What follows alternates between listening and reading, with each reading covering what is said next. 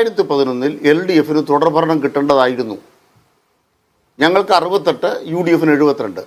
എങ്ങനെ അട്ടിമറിച്ചു? അതാണ് SNDP general secretary പറയുന്നത്. മുസ്ലിം ലീഗ് ഉൾപ്പെടെയുള്ളവർ ഒരു പിന്നോക്ക മുസ്ലിം വിഭാഗത്തിൽപ്പെട്ടവരുടെ മുന്നണി ഉണ്ടാക്കാൻ വേണ്ടി SNDP NSS-മായി അടുപ്പിച്ചു. അത് മുസ്ലിം ലീഗിൻ്റെ കളിയായിരുന്നു. ഞങ്ങളിപ്പോൾ കെണിയിൽ വീഴാൻ ഉദ്ദേശിക്കുന്നില്ല. 2, അങ്ങനെ അധികാരം പിടിച്ച മുസ്ലിം ലീഗ് 33 അൺഎയ്ഡഡ് സ്കൂളുകൾ എയ്ഡഡാക്കിയപ്പോൾ ഒറ്റയ്ക്ക് തങ്ങളുടേതായത് മാറ്റി, തങ്ങളുടെ വിദ്യാഭ്യാസ കച്ചവടത്തിനായിട്ട് മാറ്റി, തങ്ങളുടെ പ്രമാണവർഗ താല്പര്യത്തിനായിട്ട് മാറ്റി. അത് പാവപ്പെട്ട മുസ്ലിമിന് ഗുണം കിട്ടുന്ന കാര്യമല്ല. ആ തർക്കമാണ് വെള്ളാപ്പള്ളി ഉന്നയിക്കുന്നത്.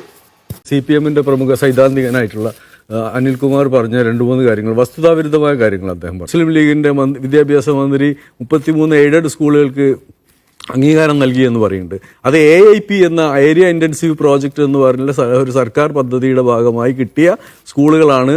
അതിൻ്റെ കാലാവധി കഴിഞ്ഞപ്പോൾ എയ്ഡഡ് പദവി കൊടുത്ത് അതിൽ ഒരു 1/4 പങ്കു LP സ്കൂളുകളാണ്.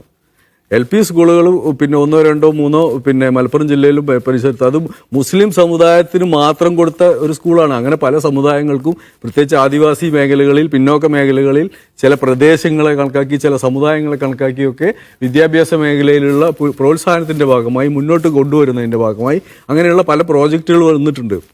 സച്ചാർ കമ്മീഷൻ റിപ്പോർട്ടിൻ്റെ ഭാഗമായി നടപ്പാക്കിയ ഒരു പദ്ധതിയാണ് AIP എന്ന പദ്ധതി. ആ പദ്ധതിയിലാണ് ഇത് കൊടുത്തിട്ടുള്ളത്.